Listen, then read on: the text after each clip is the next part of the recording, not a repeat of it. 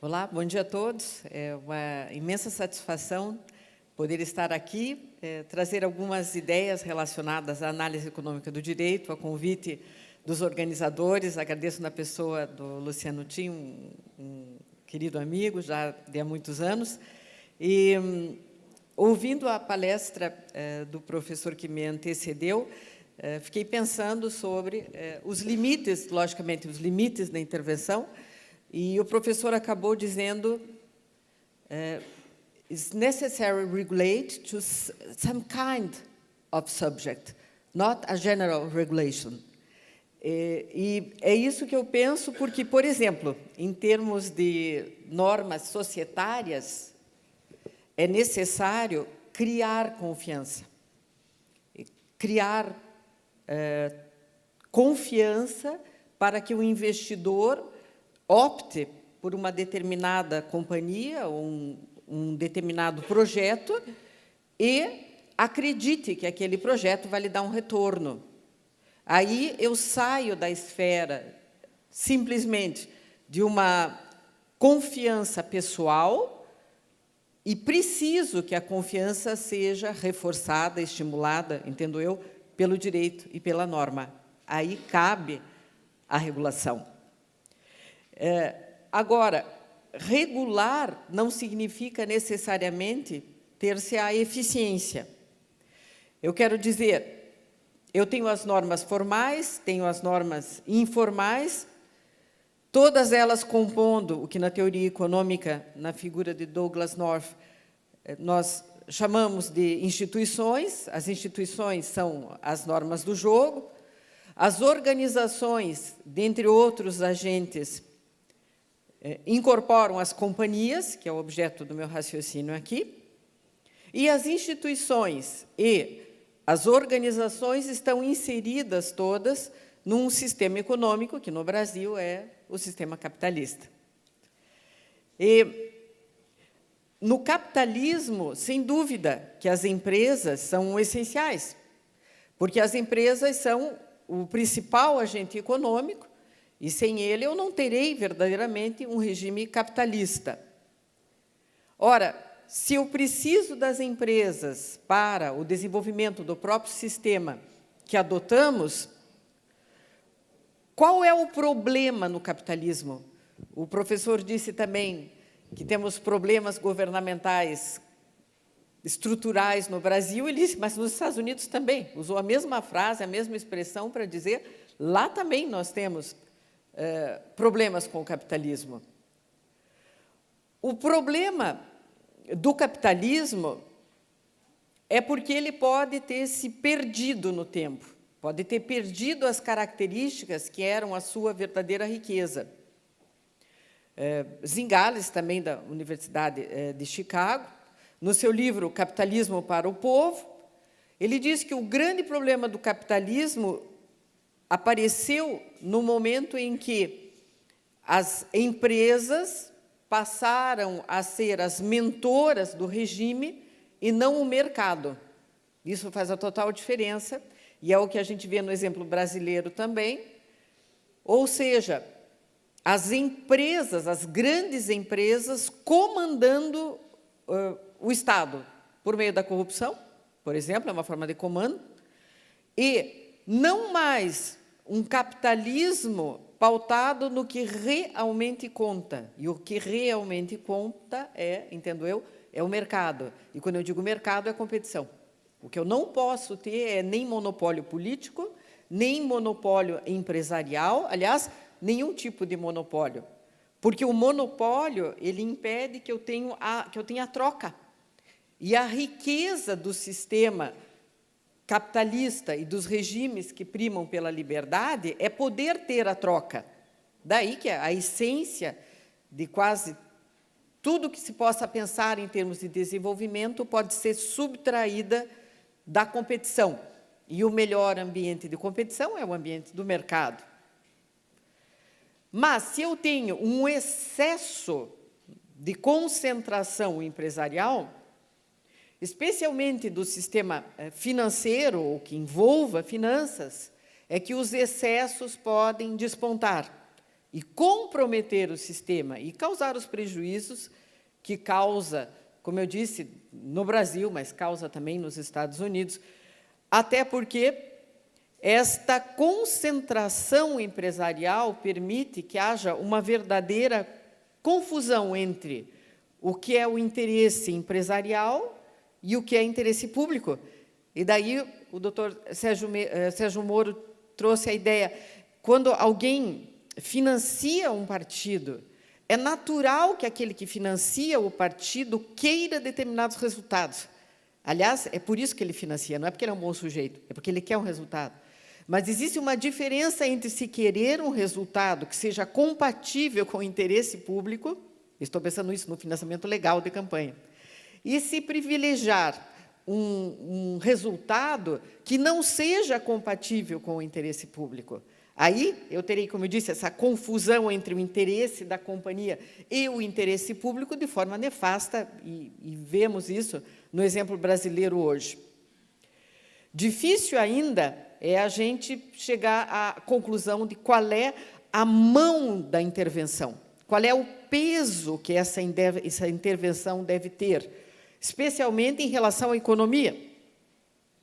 E quando é que se deve sair daquele, como o professor trouxe aqui, sair da confiança individual, da confiança empresarial, para chegar na confiança que é produzida pelo Estado, por meio da regulação.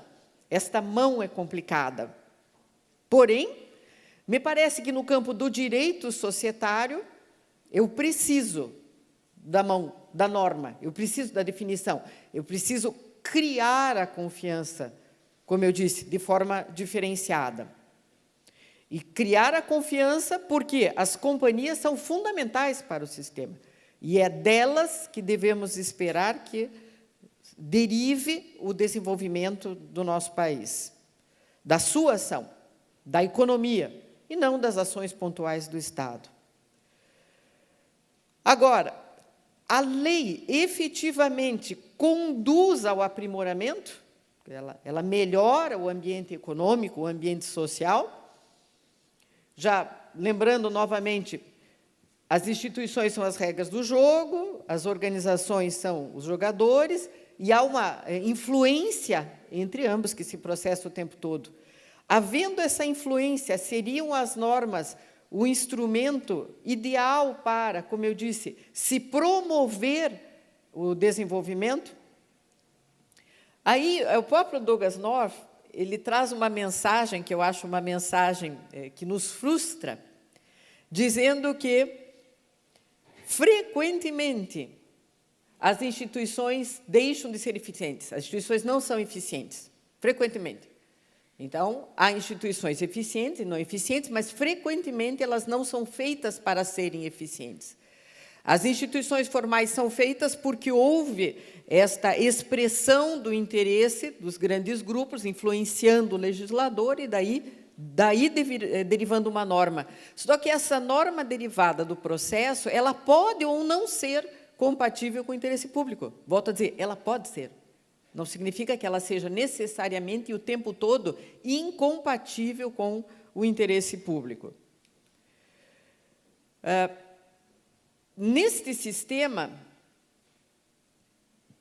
é preciso que eu tenha modelos diferentes de normas regulatórias a partir das características diferentes dos países nos quais esses modelos serão aplicados. E o North, também, nos seus trabalhos, ele traz dados e demonstra que, conforme a estrutura não formal do país, as instituições não formais, os resultados serão diferentes, porque as instituições informais são tão fortes que muitas vezes sobrepujam, e diria eu, quase sempre sobrepujam, as instituições formais que são antagônicas. E daí, por exemplo, eu ter numa empresa um departamento de propina. Ou pensar, é assim que funciona no Brasil, certo? Então, é uma norma informal que agora estamos num esforço tremendo para reformar essa norma informal, dizendo como diz a lei anticorrupção, que eu acho até engraçado, dou risada, diz assim, é proibido a corrupção. Falei, puxa, se não dissesse, eu não sabia, né? A lei essa mais recente é anticorrupção. Porém, é um esforço, quer dizer, é preciso aplicar, é preciso se ter um sistema que mostre para as pessoas que a corrupção não pode prevalecer sobre as normas formais que a repudiam.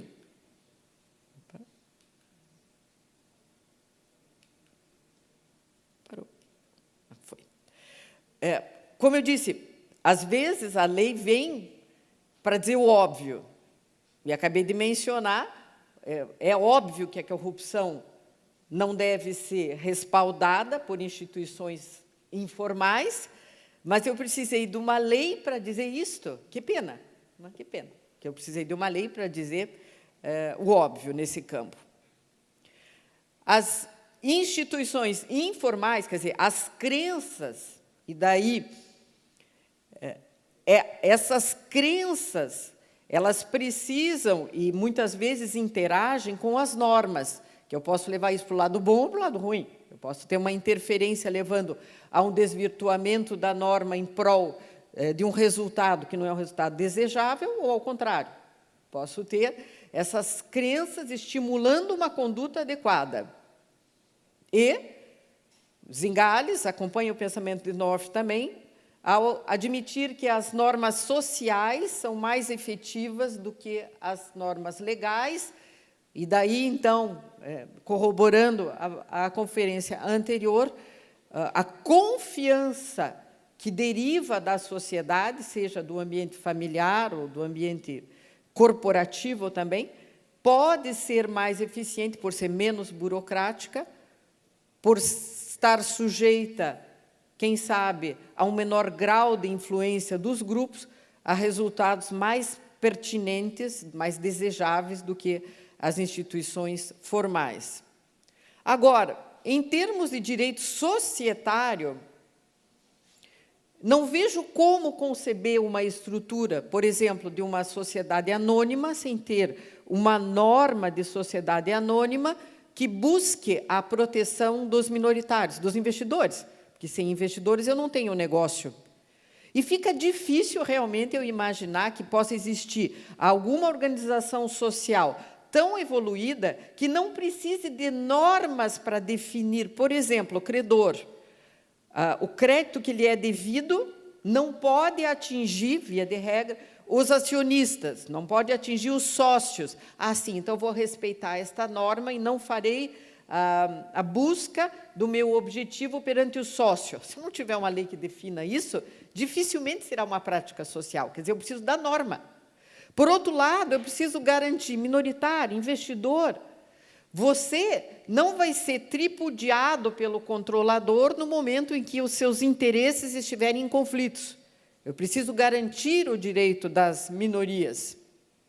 E as companhias maiores e mais importantes no mundo, todas elas adotam modelos com limites de responsabilidade dos sócios.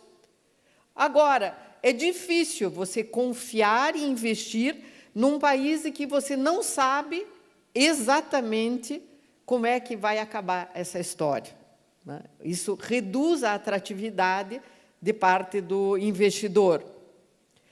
Por outro lado, eu preciso de normas, eu preciso de um direito societário, quer seja porque podem existir conflitos internos, e eu mencionei aqui o conflito entre os controladores e os investidores, mas poderia falar também dos conflitos entre os sócios e os administradores, todos dentro desse âmbito dos conflitos de agência, e se eu não reduzir o conflito, haverá tanto custo, quer seja custo de informação ou de monitoramento, que pode tornar desatrativo o modelo societário. Portanto, as companhias precisam de normas para minimizar a potencialidade dos conflitos de agência. Tem também que se pensar a importância da normativa em relação às sociedades em aspectos externos. por exemplo, uma determinada empresa passa a investir muito mais na corrupção do que na tecnologia.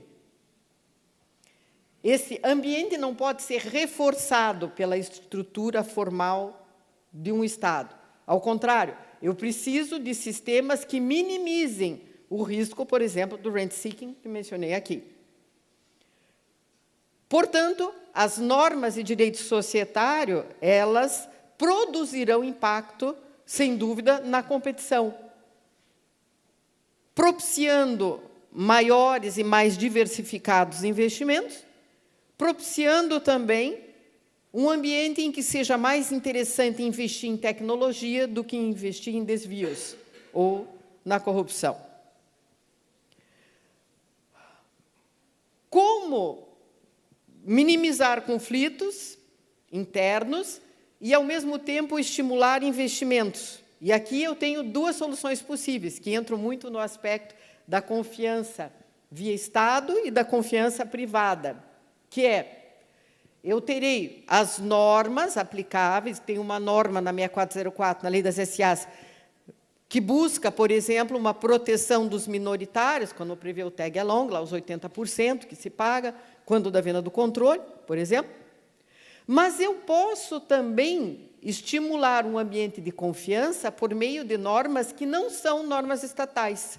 E aqui todo mundo certamente já pensou agora no exemplo do novo mercado da Bovespa, em que as empresas aderem e, para aderir àquele novo mercado, precisam adotar uma série de procedimentos internos e externos, né? Dentre eles, uma ampla divulgação de informações e outro exemplo do que é exigido no novo mercado, as empresas que são listadas no novo mercado da Bovespa, nos melhores níveis, não podem ter, por exemplo, ações sem direito a voto. Então, só podem contar com ações com direito a voto, além de seguir normas internacionais de balanços, na publicação de balanços e de auditoria. Normas privadas. A empresa adota porque quer, para gerar uma confiança do investidor, não por imposição do Estado, mas por opção. Essa sistemática me parece muito exitosa, porque aquele que adere, essa é a grande vantagem da confiança privada. O que adere, ele faz não porque é imposto, mas porque escolheu. Então, no exemplo do Uber, se a escolha do consumidor é de chamar um Uber, ele adere à regra do Uber, quer dizer, ele tem o cartão dele cadastrado, ele tem que estar na posição mencionada no dispositivo, e ou faz porque acredita no sistema, ou tem confiança no sistema, ou muitos porque é mais barato mesmo. Tá? Mas ele adere às normas, o que é muito diferente do táxi, em que ele, ao garantir a segurança, ele vai garantir a segurança em troca de número limitado de oferta. Preciso ter, comprar uma outorga, né, para ser taxista e pagar impostos, que são impostos aos taxistas e assim por diante. Quer dizer, quando eu uso um taxista, ele é imposto. O professor usou o exemplo, é o que passa na rua e eu chamo. Muito diferente de você chamar por um aplicativo e ter a possibilidade até 5 minutos, desistir daquela corrida, ou poder olhar qual é o perfil do motorista. A adesão leva a menos litígio, sem dúvida. E, no caso da Bovespa, ninguém vai aderir à Bovespa e depois vai litigar para dizer que não quer seguir as normas do novo mercado. Não, simplesmente ela é excluída ou não participa do novo mercado. Então, é um ambiente muito propício às normas mesmo, a soft law, né? Então, as normas não estatais. Assim, para que os investidores exerçam essa sua faculdade de investir e contribuam para o desenvolvimento do país, é essencial que eu tenha, sem dúvida, um ambiente formal que, pelo menos, assegure o direito de propriedade, o enforcement dos contratos, que as normas sejam, de maneira geral, cumpridas, sem dúvida, eu preciso disso, mas é preciso se contar também com a força das opções privadas, no campo societário, de forma específica, que eu quero dizer aqui, e usarmos mais de instrumentos privados, que podem ser societários, que possam ser contratuais, que tragam consigo um ambiente de maior confiança. Porque, como disse também o professor, sem confiança não há negócio, não há desenvolvimento. Quero dizer, e posso finalizar a minha intervenção aqui, que eu preciso, no campo do direito societário, que foi a mim solicitado de falar sobre este campo, quer dizer, em termos de direito societário, eu preciso de normas estatais, coexistindo, sem dúvida, com normas privadas, soft law, sempre com o propósito da melhoria do próprio ambiente institucional, porque, enquanto não houver esse ambiente, eu não posso nem pensar em que o nosso país vai sair do seu atual estágio de desenvolvimento e que, infelizmente, ainda é um estágio nada reconfortante. Logo, a minha mensagem é, quem sabe, para quem não está muito dentro da seara da análise econômica do direito, para dizer que nem todos os que estudam análise econômica do direito, nem todos os pensamentos relacionáveis à análise econômica do direito serão pensamentos absolutamente libertários ou pensamentos que irão repudiar a existência normativa formal, muito pelo contrário.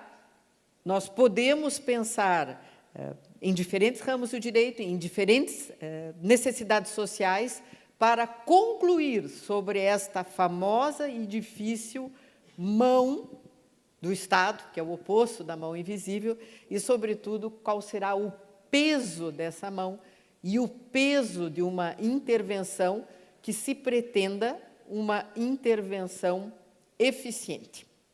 Essa é minha contribuição e agradeço a audiência atenta de todos.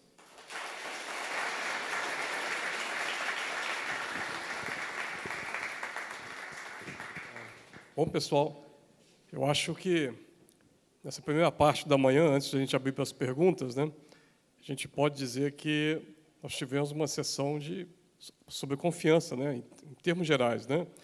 O juiz Sérgio Moro, né, ao qual acho que vale a pena a gente agradecer, acho que já saiu, né?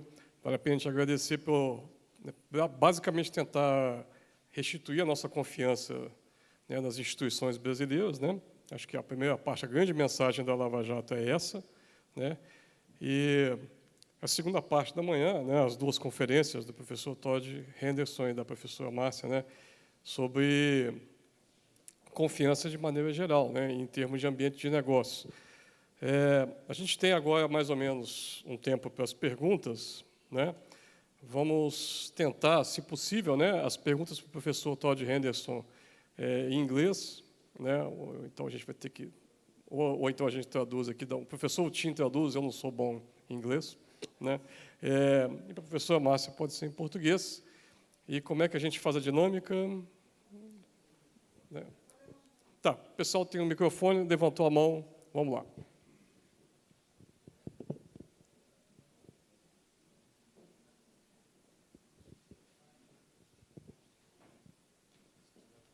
Well, I have a question to Professor Todd Henderson, and is about Bitcoin. Will the Bitcoin be a problem of trust? Because in the Bitcoin, the trust is in the blockchain. That is not an object of state regulation until now. What you can say about Bitcoin? Okay. Thank you. So the question was about Bitcoin and what I can say about it and trust. So in my country, we have the dollar. And on the dollar, on the back, it says, "In God we trust." This is a lie. this is a lie that politicians tell to create confidence. What we really trust in says it's a Federal Reserve note. And so there is a government agency in Washington that regulates the supply of money. And we appoint a person to be in control of money. This person is now Janet Yellen. It was Alan Greenspan before that and so forth. And I think this is crazy. I think this is crazy. There's an old story that a Russian went to England in the 1960s, and he was amazed, this was a minister, and he was amazed at how much bread there was in the grocery stores. And he said, I really want to meet the person who's responsible for all the bread. Who is the minister in charge of making sure all this bread is here? You do a great job of that. This is crazy. There's no minister in charge of bread. So the fact that there's a minister in charge of money, the supply of money, seems to me to be a mistake. For most of human history, we needed some confidence that the mechanism of exchange, when I give you this dollar, I can trust that I can take this dollar, it's liquid, I can use it for something else. Government provided that, and the fact that government provided us with money that's like this, that we all trust, it's stupid, it's a piece of paper. That has enabled humans to be unbelievably wealthy. But, huge problem, because when Janet Yellen makes a mistake about the supply of money, the effects can be catastrophic. And the US Federal Reserve made huge mistakes about money in the 1990s, in the mid-2000s, and Brazil suffered, like our people suffered. So we need to get the governments out of the business of money and come up with other trust mechanisms that don't involve the Federal Reserve. So PayPal, do you use PayPal? PayPal is not the government. And most of the money that I have in PayPal never comes out of PayPal. It's in PayPal, and then I use PayPal to buy something from someone else who takes PayPal. Now, behind it all is the possibility that you might get the money out, but that's kind of trust just like the dollar. And I see Bitcoin as just like PayPal, a true mechanism of exchange that does not involve governments. And Milton Friedman dreamed of a money supply that was not dependent on political whims.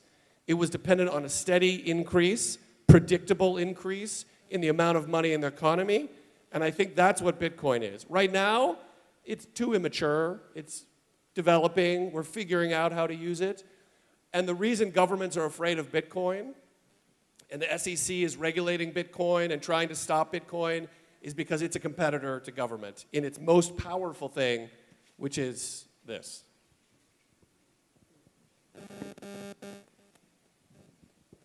Hi, I have a question for Professor Todd Anderson.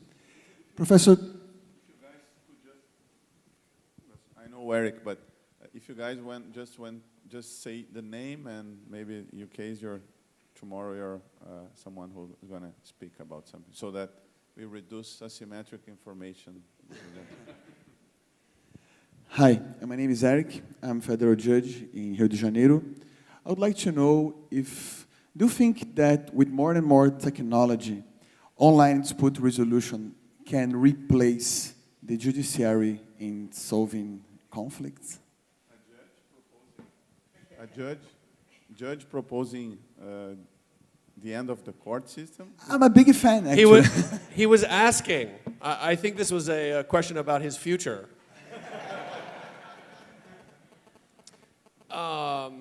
Yes. So I think that alternative means of resolving disputes are going to become more and more common, and information technology will accelerate that. Already in the US, people are developing self-enforcing contracts where you don't need courts. There is a computer. I'm not a computer person, but there are artificial intelligences that resolve disputes about contracts, and the parties can delegate to that person, that artificial person, to resolve the contract. Because that's all that that's all that your job is we two parties need to trust each other, but we don't exactly. And so we trust you to be the referee between the two of us. And your brain is just an algorithm. It has lots of information. It makes judgments based on data and history and rules that are readable. That could be done by a computer. Just like my job could be done by a computer. Everything humans do ultimately could be. So for the basic things, I think the immediate future is, yes, technology will enable parties to write contracts that are arbitrable by computers. Companies are going to offer those services, just like people offer arbitration services. They say, look, here's our algorithm. It does a way better job of resolving disputes, and it's way less costly. In my country, you have a contract dispute, many years before it can be resolved. This could be done like in nanoseconds. So I think that we're going to start to see it with sophisticated parties and sophisticated contracts and companies innovating and offer these technologies. The courts, at least in the US, they don't really have legislative power, so their ability to resist this is going to be difficult. They might say these are against public policy or something, but I predict that my children, many things that courts currently do will be done by computers. And it will start with contracts. Already criminal law, a little bit in my country, is using computers, but that will come later because people, I think, are afraid of locking someone up, taking away their liberty with a computer. But ExxonMobil doing a contract with Shell Oil, if they pick a computer to resolve the dispute, I don't think the public would really care.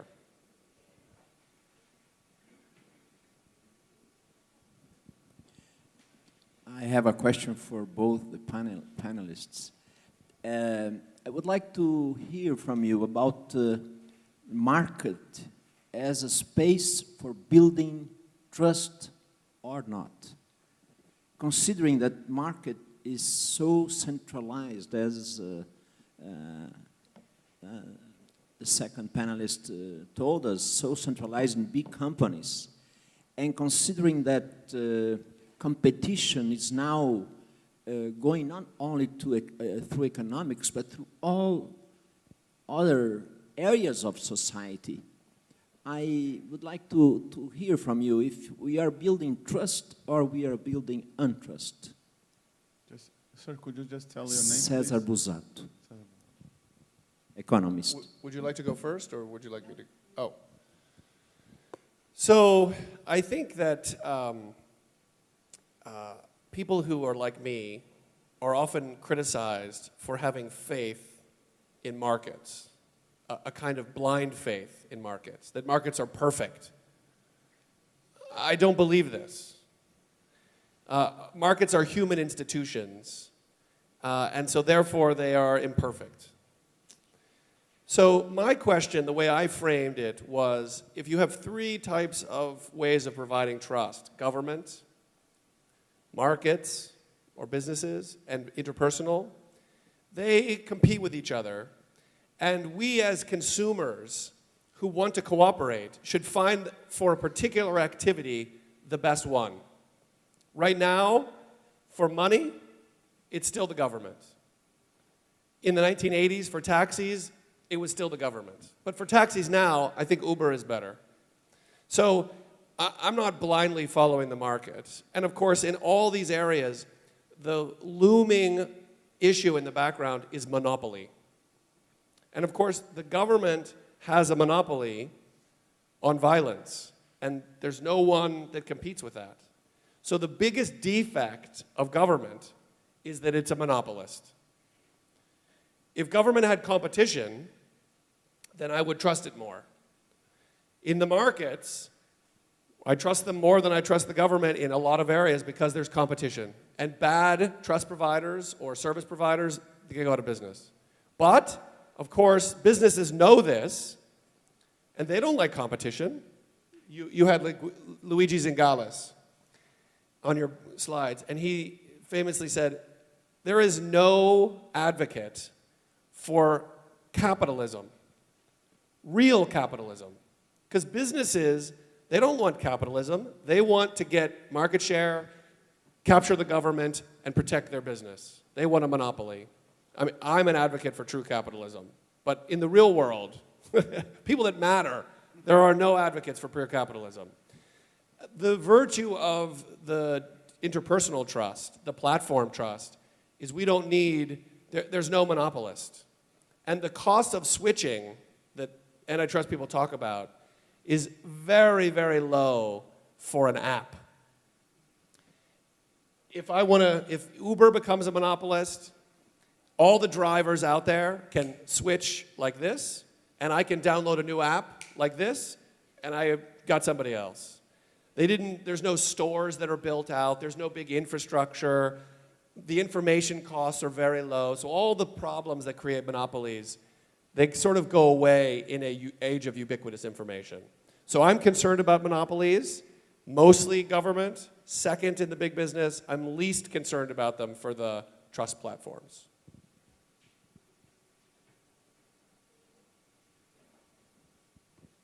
Hello, Patrícia Godoy, sou VP de uma grande multinacional de Legal e Compliance.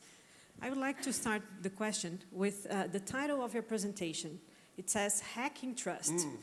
And I don't know, I was left with an impression that there was a follow to that idea, which is actually the hackers. Yeah. So we trust the platform, and all of a sudden the hackers change it all. So the hackers can actually go to Uber and change the appreciation of a certain driver, for instance. So how to deal with that? Yeah, great. And a fellow Chicago law graduate, I will say. I didn't get to the hacking part because I was short of time. But if you're interested, I will give my slides to... That's fine, I will, but I'll give my slides so you can look at the whole presentation. The Hacking Trust was not a reference to hackers like the people who come in and do something bad, but in a good way. That Uber hacked trust. It developed a software technology that could enable trust that was better than the trust that was being provided by the regulators. So Uber is the hacker in my story because in Silicon Valley, to hack something is a good thing. Right? So they have hackathons, which is like a marathon of hacking, where they'll bring in people like this many, and everybody has a computer, and the person will say, okay, here's the problem, X, hack it, and it tries to figure out to hack the problem. So that's what I meant. Now, you have a question about hacking, which is, once we rely on the internet has vulnerabilities. And devious people might exploit those vulnerabilities to prey on our trust. This is the story of human history. I'll give you an example. Religion. Religion is a huge foundation of trust. The priests used and spread different types of religion to build social communities. In Europe, this town was a Catholic town, and because we were a Catholic town, you could trust other Catholics. And this enabled society to cooperate, and that was wonderful. But there's a downside. There was this guy named Bernie Madoff. And Bernie Madoff ran a Ponzi scheme. He collected money from investors, he promised them a big return, and he never made one investment, he never bought one stock. He just took money from new investors, paid off old investors, classic Ponzi scheme. It was tens of billions of dollars of investors' money he stole. And what was the common feature of all of his investors? 90% of them, they were Jewish. Now, why were all his investors Jewish? Because Bernie Madoff was Jewish, and his investors thought, well, Bernie is a good Jewish guy. There's no way he would cheat me. That seed that was planted hundreds of thousands of years ago about religion, he used to his advantage to cheat people. And he was basically hacking religious trust. So this is always going to be a problem, and we need cybersecurity experts. We need the government to prosecute criminals who do these things. We need competition among platforms so people are competing on things like security. We need those because there's no perfect world. But every type of trust has been hacked. Forgery is hacking the trust from written language. And we could give stories on and on of different types of examples, yes.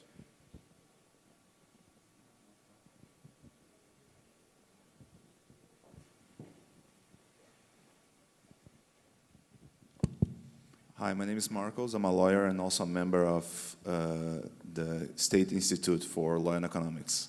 I'd like to ask Professor Henderson if he believes that even though the market can grow trust on people privately, such as the Uber example, if you believe in the end of the day that trust depends or not on legal certainty, and if that legal certainty can be created also privately by the market, or in the end of the day, by the government through the judicial system? It's a great question. So in my science fiction future, what is the role of government? So as I mentioned, one big role of government will be insurance. And governments are the biggest insurance companies in the world. And so that function will stay forever, probably. Governments have the role of protection. We could imagine, I think, private armies provided in this way, but it seems unrealistic. So there's some core services that we always think government will be providing. And of course, court systems, I think, we had a little, they're probably going to be around for a long, long time. And at the end of the day, most of the transactions that we deal with, we will be trusting in the Brazilian courts to use the rule of law to give certainty to those transactions. But as I mentioned, eBay, I've bought tens of thousands of dollars of things on eBay, and it never was possible in my brain to think, oh, I could sue somebody. The courts are not part of that. They don't have jurisdiction over the people in China who might be cheating me. So the new transactions are going to be happening in the trust world created in this interpersonal way. So it's not replacing all of government, but adding on top of it, just like brand added on top of the regulatory state. Uber, the reason I called it hacking is because Uber did something unusual. Trust is increasing over time, and these are layers on top of each other. So the regulatory state was layered on top of the rule of law, and brand was layered on top of that. What's interesting about Uber is it went backwards in time and did something and said, we're going to put government out of this business. That's the really interesting thing about Uber. And I don't think that's going to happen for most contracts, at least in our lifetime. It's hard to know for sure. Yeah.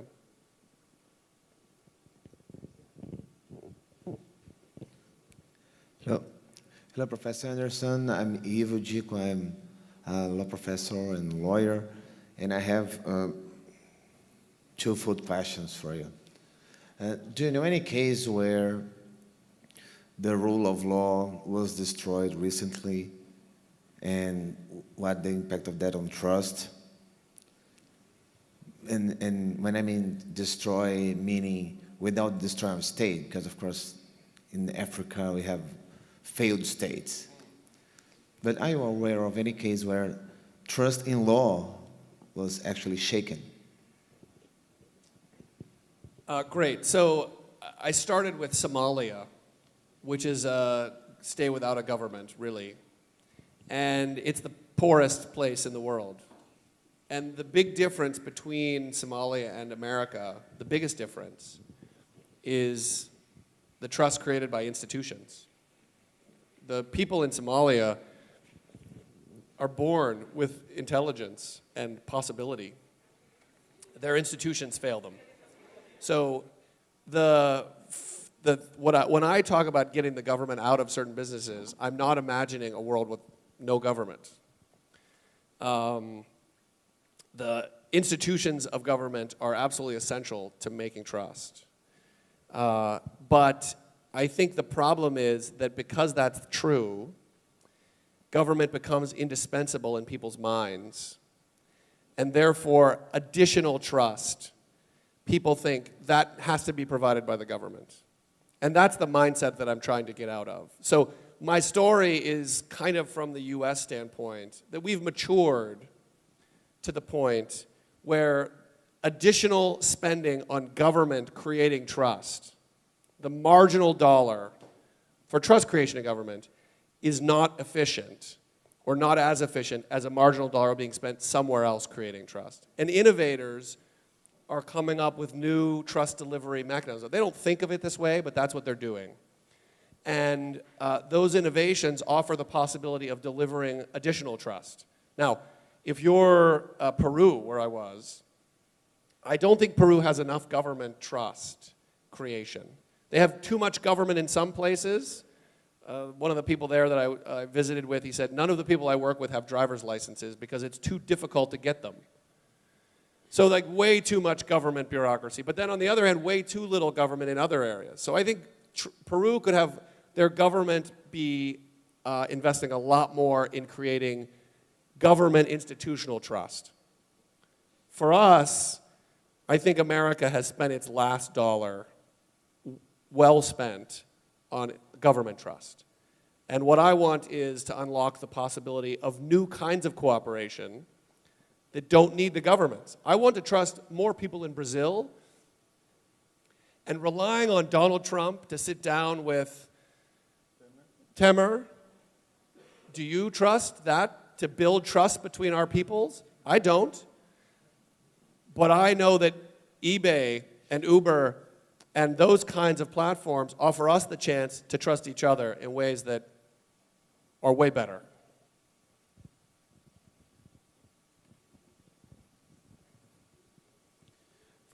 First of all, I would like to thank both for the presentations. My name is Danilo. I'm a law student from FGV Law School of São Paulo, and also a researcher in political institutions for the same institution. Actually, both panelists have discussed. Oh, thank you. Both panelists have discussed the issue of the trust markets and how they are important. But I would like to actually, my question is for both. So I would like to the point that once you're talking about markets, actually, when I'm talking about economy and companies, this makes a lot of sense. Actually, we want the most efficient and the most competitive company to win the race. But I think we have discussed trust markets in a very broad area, in a very broad sense, and we have also included the government. And when we're talking about the government representation, this kind of gets a little tricky, because if we allow the parties that have most organizational resources to be the ones that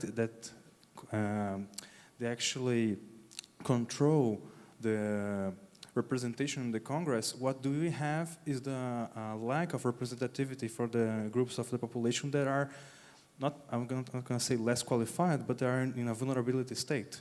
Therefore, how could we solve this situation? Me first, okay. Yes, good. So the biggest and the best investment that an American company can make is in influencing the government.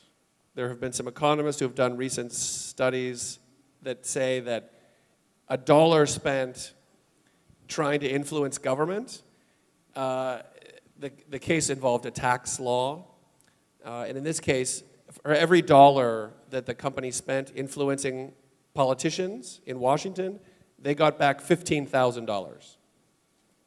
There's no investment that you can make in the world that will generate this kind of return, and very short term.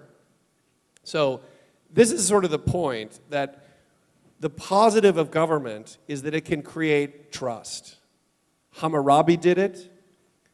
The US government does it today. And it's very good at creating trust, because there's guys with guns who will come and force you to be well behaved. The downside of government is they have guns, and they can force you to do stuff, and knowing that, if you're a company, you go to the government and you say, please give us a regulation that will hurt our competitors. My favorite example of this recently is there's a rule in the United States that milk, you say leche? Leite, has to be shipped in containers, like trucks, that are the same quality as they use to ship oil, petroleum. Now, why in the world would they have this rule? When I was a kid, my mother said, don't cry when you spill your milk. And yet the government says milk spilling is like oil spilling. This rule makes no sense. Who was in favor of this rule? The big milk companies. The big milk companies lobbied for a rule requiring big milk companies to have more costs. Why would they do that? Why are big companies in favor of regulation? Because they can pass on the costs of the regulation, the fixed costs of the regulation, across all of their customers, and it's cheaper than small companies. Small companies are harmed by regulations more than big companies. So this is a classic example of how government can be abused by businesses. And of course, the government can try to put businesses out of business that it doesn't like. So it's a serious problem. There are no great solutions other than, well, the judge that was here, right? Try to stop public corruption. Try to get voters to be more informed. But most fundamentally, that's like nice, but it's not going to work. The thing you have to do is find the areas where we can get the government out of the business so it's less attractive to try to influence the government. So we need less regulation from the government. But people demand regulation. We want our experiences to be good experiences. So we have to come up with ways of satisfying people's demands for regulation. Uber, as one example, just to give an example, is actually more regulation than government. When you take an Uber, they're tracking you with a satellite. When I drove here in the taxi cab from the Novotel, they were not tracking us in a satellite. The license that the government gives that taxi driver in the US, it's in the front, it's under a piece of glass, you kind of can't see it. You'd have to look to see the driver's name. I have it on my phone. Not only, and I give it instant feedback. Not only is Uber regulating drivers more than the government, it's regulating me. When I take an Uber, the driver rates me. I have a star rating on Uber. Mine's very low because I'm big and I'm obnoxious. Would you tolerate the government to regulate you? Could we imagine giving the government the power to regulate us as consumers? No, because we're afraid the government would misuse that information, but we let Uber do it because we're not as afraid of Uber. If Uber does something bad with that information, we'll go to Lyft or any of its other competitors. So Uber is actually more regulation than the government. And when people talk about deregulation, just getting rid of regulation, that's not what's happening. It's more optimal regulation. I agree.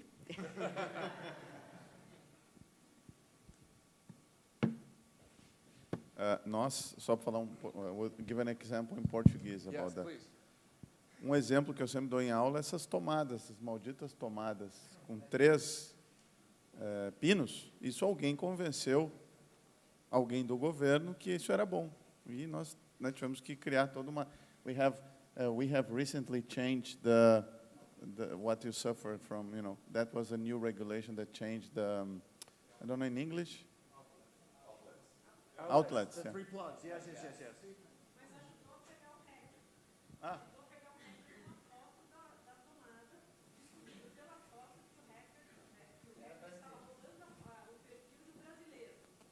Por aquilo ali?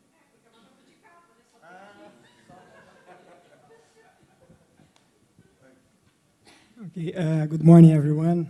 My name is Gustavo Ribeiro. I'm a professor at UniCeub in Brasilia. It's really nice to have you here, Professor Henderson.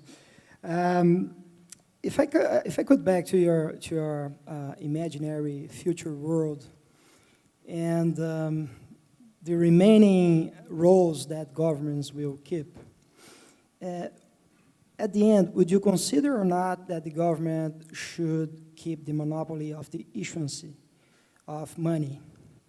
And why I'm asking that? Because I was thinking about Bitcoin, and I know I'm a late bird on Bitcoins, but I was thinking if I should buy it or not. And I tried to search a little bit of the logic of Bitcoins, of cryptocurrencies.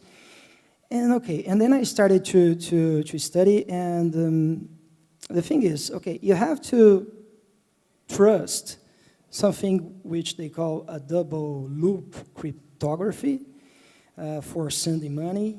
And you also have to trust what they call the miners. And there are some very smart miners around the world as well. And I think, why should I trust those geeks as well? So we are shifting the hands of trust from governments to very smart guys. Well, the guy who started Bitcoin was a Japanese who wrote a paper. We don't even know if he exists. Yeah? Going back to the question, so do you think that this trust on money issuance will be something that will be really hard to overcome? So governments will keep this role for, I don't know, more 50 or 100 years? Or maybe we could think about a hybrid world, which we have now, that we have the currency from the monopolist guy, from the Federal Reserve, from the Brazilian Central Bank, and the other virtual currencies around the world. Okay, great. So the short answer is that just like I don't expect the rule of law to go away, I don't expect government currency to go away. What I do expect is competitors to government money, which we already have. And that competition for the government will make government money better. So we hear during the financial crisis the flight to quality. People leaving the dollar for gold. This kind of competition is good for people who handle the supply of money because it gives them some discipline. So I think if there was a single world currency and a single global Federal Reserve at the United Nations, it would be a disaster. But the fact that we have many different currencies and now many alternative currencies is a good thing. I do think that the return to banking like we had in the US in the 1800s is possible. And what banking looked like in the 1800s in the US was every bank issued their own currency. So your bank would issue you notes, and those notes did not reflect the trust in the federal government, but the trust in that bank. And because the money you were getting reflected the trust in that bank, you as a user of that money cared a lot more about how that bank behaved. Because if that bank went out of business, your money was worthless. So there was a lot more monitoring of banks then. Now, my money is guaranteed by the federal government, so banks misbehave all the time. And the government says, well, we'll regulate them. Well, the financial crisis told us they do a really bad job of that. And the reason we got out of private banking is because if you go to a new town and you have this money, they say, I'm not going to accept this money. But with this, you can have private money. PayPal is private money. My bank could issue me private money, and when I go to a store, very easy for them to scan my account. I don't need dollars. And that would bring not just competition on the side of monetary policy, but also in bank regulation, because now people are going to care a lot more whether their bank fails, and that would be better monitoring of bankers than relying on the federal government.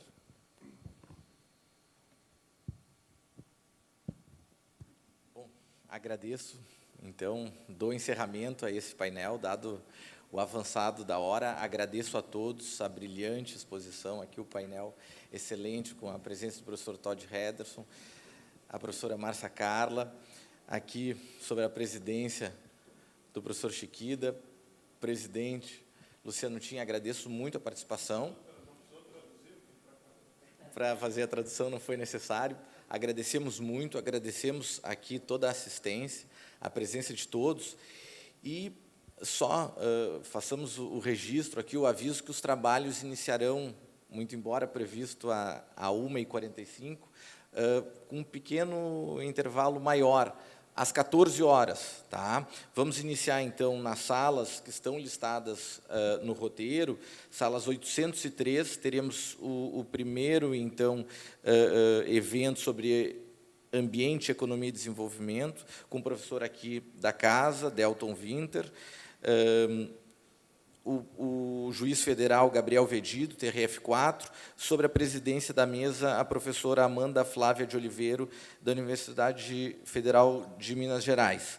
Também, às 14 horas, sala 804, teremos o painel sobre reforma trabalhista, com o professor da PUC do Rio Grande do Sul, Gilberto Stumer, a professora Luciana Yang, do INSPER, nossa grande aliada, né, e também ilustre representante da BDE, a professora Tereza Narras, e com a presidência da professora Patrícia Godoy de Oliveira, da OAN Brasil.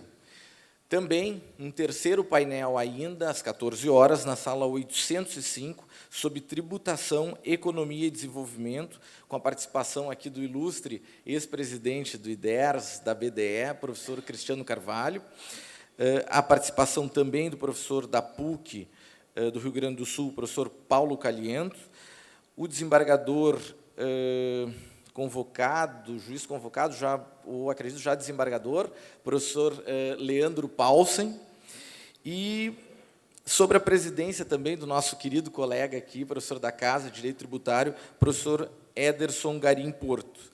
Então, agora, ainda teremos, então, em 15 minutos, teremos o lançamento do livro com aqui os autógrafos, os autores estiverem presentes. Muito obrigado a todos. Peço, então, ao encerramento desta primeira parte, uma efusiva salva de palmas, pessoal. Muito obrigado.